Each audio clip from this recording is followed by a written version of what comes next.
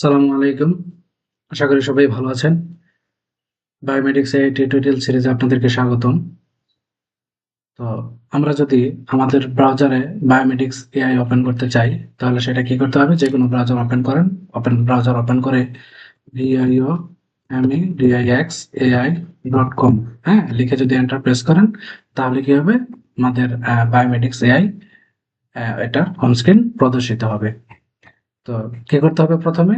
Just যে কোনো ব্রাউজারের address বারে গিয়ে biomedicsai.com এটাকে টাইপ করেন এবং এন্টার প্রেস করেন, তাহলেই চলে আসবে। তো এই হচ্ছে আমাদের হোম স্ক্রিন। হ্যাঁ, আমি রিকমেন্ড করব গুগল ক্রোম ব্রাউজার ইউজ করার জন্য। যদি আপনারা গুগল ক্রোম ব্রাউজার ইউজ করেন, তাহলে এই যে একটা সস বাটন দেখতে পাচ্ছেন ইনস্টলের জন্য, এটা দেখতে পারবেন। কিন্তু গুগল ক্রোম ছাড়া অন্যগুলোতে হয়তো এগুলো আসবে না। তবে যেকোনো ব্রাউজার থেকে আপনি ব্রাউজ করতে পারবেন। তো প্রথমে কি করব আমরা? এইটাকে গুগল ক্রোম ব্রাউজারে ওপেন করব। ওপেন করার পর আমরা কি করব? জাস্ট এই যে ইনস্টল বাটনটা যেটা আছে, ইনস্টল বাটনে ক্লিক করব।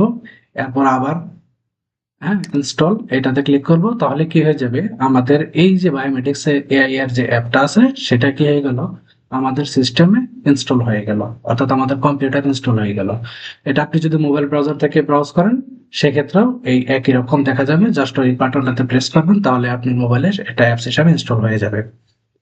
তো এটা ইনস্টল করার সুবিধাটা কি? এটা ইনস্টল করার সুবিধাটা হচ্ছে, এখন আর আপনার ওই কি বলে ব্রাউজারে গিয়ে এটা biomedicsai.com আর লেখার প্রয়োজন নাই। আপনি জাস্ট কি করবেন এখন? আপনি আপনার এই যে ডেস্কটপ যাবেন, হোম স্ক্রিনের ওই ডেস্কটপে যাওয়ার পরে জাস্ট এখানে ডাবল ক্লিক করেন, আপনার বায়োমেডিক্স এআই কি হয়ে যাবে? ওপেন হয়ে যাবে।